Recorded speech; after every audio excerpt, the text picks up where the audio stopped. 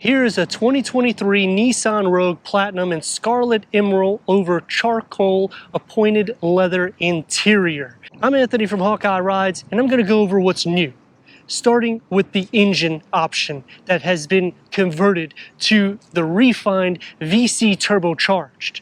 I'm going to go over some of the comparison of rivals that go against this vehicle, interior specs of what you get with the Platinum, and take it for our drive. Going into the front with LED headlamp, the V-Motion grille, new Nissan badging, and it bulges outwards with the honeycomb design. I like how they incorporate the V-Motion grille with the dual chrome lines. Gloss black would have been more of a sporty touch, but because it's the Platinum, I can forgive and take what they're doing, because when you start going into the luxury line in any vehicle, they stress the chrome elements, which is what you're going to get on the lower bumper with the satin aluminum on the side, air pockets functional, LED signature daytime runnings. Ground clearance nearly 8 inches, which is one of the best in class, and no more 2.5 liter 4-cylinder. 11% increase in horsepower, 24% increase in torque. With the new 1.5 liter VC turbocharged i3, it's going to produce 201 horsepower and 225 pound-feet of torque. You're also getting better MPGs at 28 for the city. This is for the all-wheel drive, and 34 MPGs for the highway with a reworked or new generation Xtronic CVT. Because this is the Platinum, we're getting these 5 double-spoke 19-inch alloy wheels. The Rogue will look more attracting because of the refresh that was done in 21 to give the modern exterior approach. More of a truck-like fascia, 183 inches long. The gloss black starts on the A-pillar. Matte black will surround the whole lower except for the chrome trim that's on the door panels, which illustrate the luxury of the Rogue. This is more of a traditional box, so you're going to have more headroom and more cargo than anything that's going to be that coupe design. Chrome around the top part of your window treatment, a lower roof spoiler with the gloss black that's going to surround it, LED tail lamps, and on the lower, more chrome and satin aluminum that's going to take care of the rest of the vehicle. Here, I kind of wish they kept it just the matte black, and the only reason why I say that is because it's easier when you're loading and unloading things. You're not going to have to worry about scratching the paint. Front and rear parking sensors, 360-degree reverse camera because this is the Platinum tier. Power liftgate going into 36.5 cubic feet, starting with a privacy cover, 12-volt, storage nooks on both sides, dual openings for the floor. Makes it a little bit more convenient, and you can pull this out to give optimal storage space from top to bottom. Split fold the rear bench in the back, which is always the best design. That's going to increase the cargo to 72.9 cubic feet. And underneath that, you got your spare tire.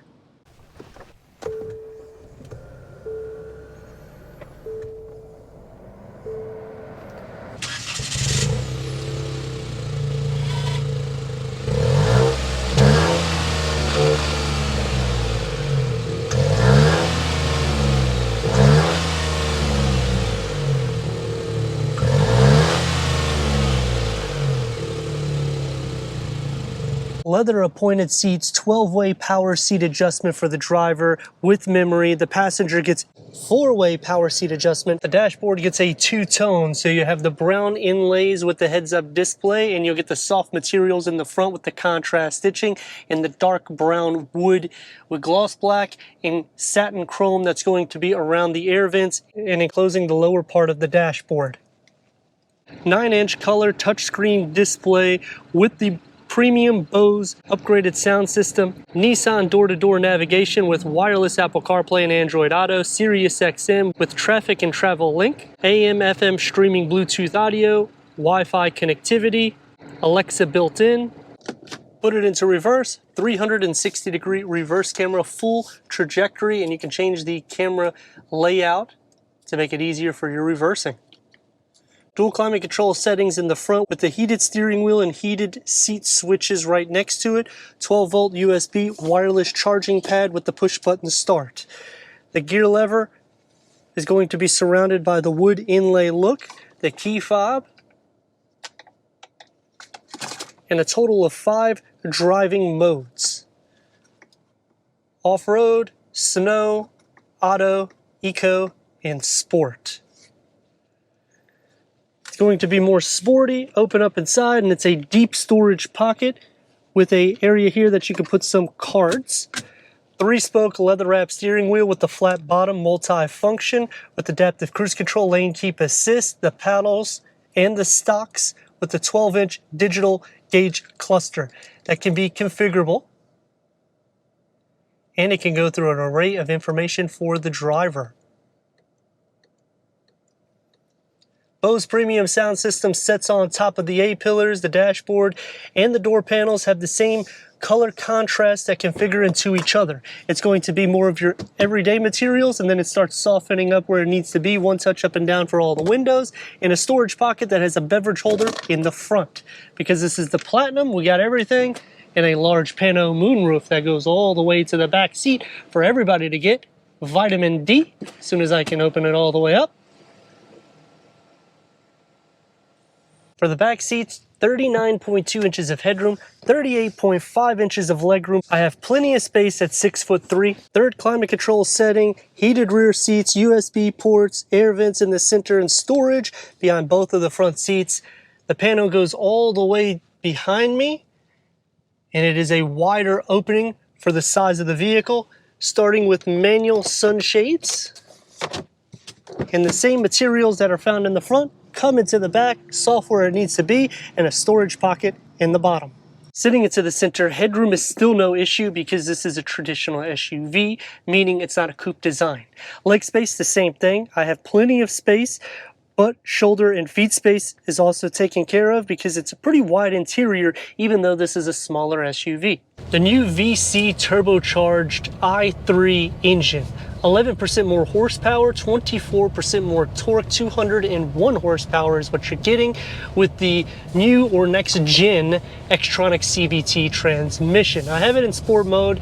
What I have noticed off the bat with this model compared to the prior engine is you'll feel the idle a little bit because it's a smaller engine because of the way the design is of the VC Turbocharged, which typically the way this works is when you're driving at slower speeds, you're going to get the best gas consumption. When you push it,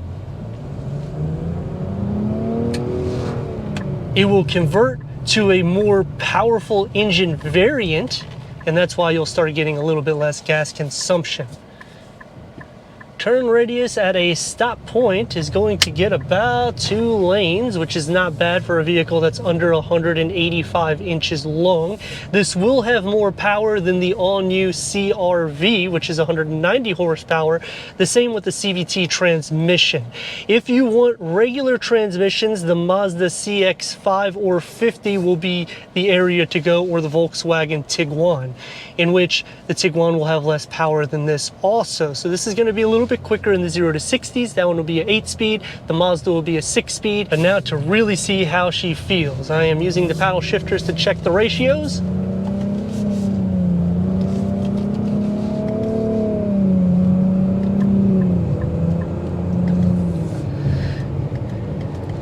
The engine note gets really loud. And it's not loud, like, it's kind of a drone, but it also has a different tone to it because of the VC Turbocharged setup. Now that's gonna take me to some pros and cons, in which I'm gonna start off with the pros.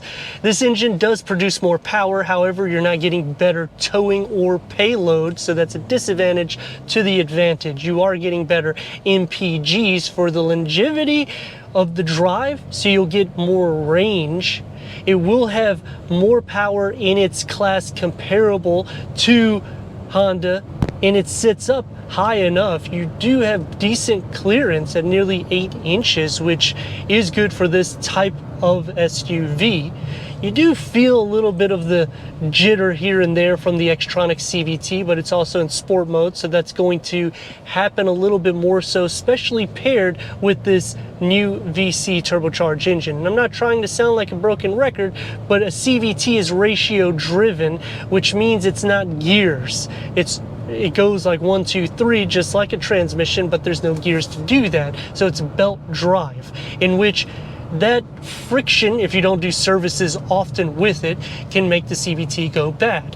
When you're pairing it to the VC turbocharged engine, this is a variable compression ratio, which means it changes the compression ratio depending on how you push the pedal.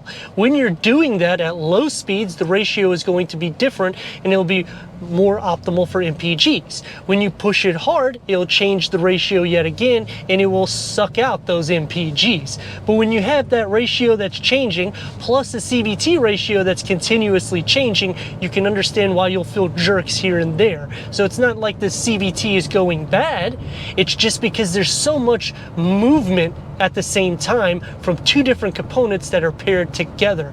You're not going to have that same feel in the new CR-V for the Honda. It will be a little bit more smoother of a transition. Also, this is a inline 3-cylinder, whereas that's an inline 4-cylinder, so it's a little bit bigger of an engine.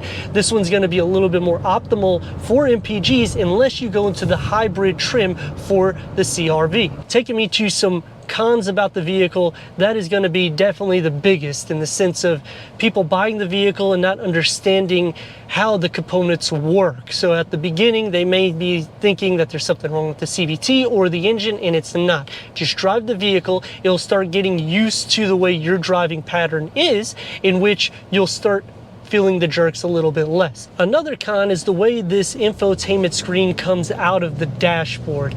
I'm more of a fan that when they fit in flush instead of like this, or give another tier of a dashboard. The dashboard sits lower, therefore making it look like everything's coming out of it. Another pro is if you do not want to go to the Murano and spend around the same amount of money, you'll have more of a tech-driven interior and just as much space with cargo capacity. The towing will be a little bit less, but it'll be a little bit more of a fun drive because of the way the ratios are for the VC Turbo. Taking me to another con about the vehicle, we're in the Platinum trim and only 4-way power seat adjustment for the passenger. I wish this was a minimum of an 8-way, since we're getting 12-way on the driver's side. For another pro about the vehicle, you have some maneuverability because it's smaller. So getting in and out, not going to be too much of an issue. 0 to 60s are still going to be in the high 7s to 8-second margin. It's not going to be something phenomenal, but it's something that will get you to point A to point B, very similar to the Volkswagen Tiguan, the CR-V, and the Mazda CX-5 or 50 will be the fastest variant. The turbocharged engine also will produce the most horsepower if you're using premium fuel. Also, it will have the most towing capacity and payload, whereas this one is going to be rugged, boxy structure. And I do like the refresh of the fascia in the rear because it keeps the traditional look. It does beat the competition, meaning the Honda or the Volkswagen. Brake distance on this vehicle is going to be around 170 feet, give or take, from 70 to 0. And this is paired with Nissan Safety Shield, which also has the Pro Pilot, the adaptive cruise control, lane keep assist, where the vehicle will drive for you for a certain distance. Let me know your thoughts in the comments. If you're new to the channel, consider subscribing.